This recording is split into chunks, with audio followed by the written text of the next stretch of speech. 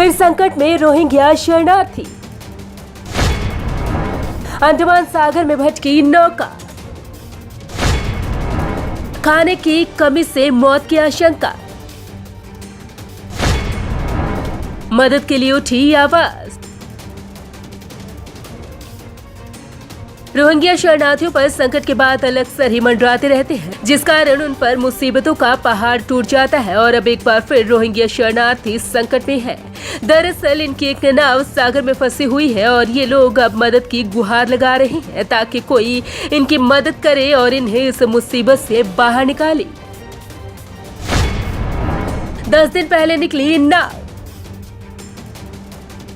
नाव दक्षिणी बांग्लादेश से लगभग 10 दिनों पहले निकली थी, लेकिन रास्ते में उसका इंजन खराब हो गया। भारतीय कोस्ट गार्ड के एक वरिष्ठ अधिकारी के मुताबिक नाव का अंडमान और निकोबार द्वीप समूह के पास एक इलाके में पता लगा है। नाव में कुल कितने लोग हैं इसके बारे में आधिकारिक जानकारी उपलब्ध नहीं है, लेकिन मानवाधिकार संगठनों का कहना है कि इसमें कम से कम 90 लोग हैं।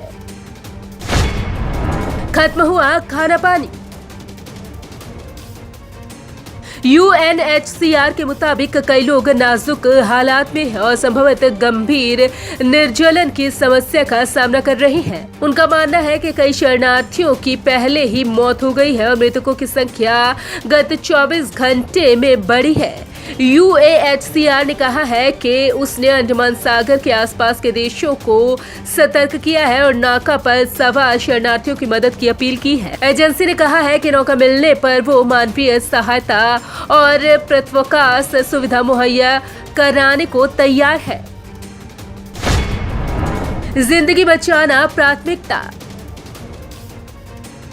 UN शरणार्थी एजेंसी के क्षेत्रीय अधिकारी ने तमाम देशों की सरकारों से अपील की है कि वो तलाशी और राहत कार्य शुरू करें और इस भीषण तकलीफ और मुसीबत में फंसे लोगों को तेजी से सुरक्षित ठिकानों पर पहुंचाए। उन्होंने जोर देकर कहा है कि जैसा सदैव होता है कि लोगों की जिंदगियां बचाना सर्वोच्च प्राथमिकता होना चाहिए। सितंबर 2017 में म्यांमार से भागकर बंगाल की खाड़ी पार करके बांग्लादेश के कॉक्सस बाजार जिले में पहुंचे रोहिंग्या शरणार्थी। उन्होंने कहा है कि समुद्री कानून के अंतर्गत अंतर्राष्ट्रीय दायित्वों और लंबे समय से चली आ रही परंपराओं के तहत समुद्र में मुसीबत में फंसे इंसानों को बचाने के कर्तव्य को सर्वोपरि रखा जाना चाहिए, चाहे उनकी राष्ट्रीयता और उनका कानूनी दर्जा कुछ भी हो।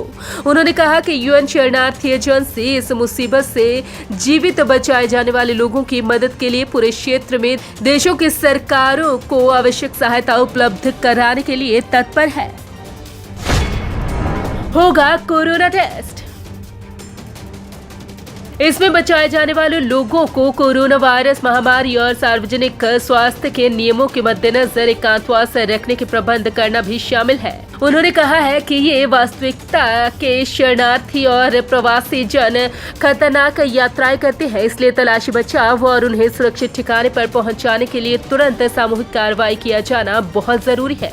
अंडमान समुद्र को पार करने की कोशिश करने में कई 100 लोग मौत के शिकार हो चुके हैं। इस समुद्र यात्रा को भूमध्य सागर की यात्रा की तुलना में 3 गुना ज्यादा घातक माना जाता है, क्योंकि इस यात्रा के दौरान बहुत से लोग भूख, शरीर में तरल पदार्थों की कमी, इंसानों को शक्तिहीन बना देने वाली बीमारियों की चपेट में आ जाते हैं। इसके अलावा बहुत से लोगों को जीवित ही नावों या जहाजों से समुद्र में फेंक दिया जाता है या फिर उन्हें जीवन रक्षक देखभाल या सहारे से वंचित रखा जाता है।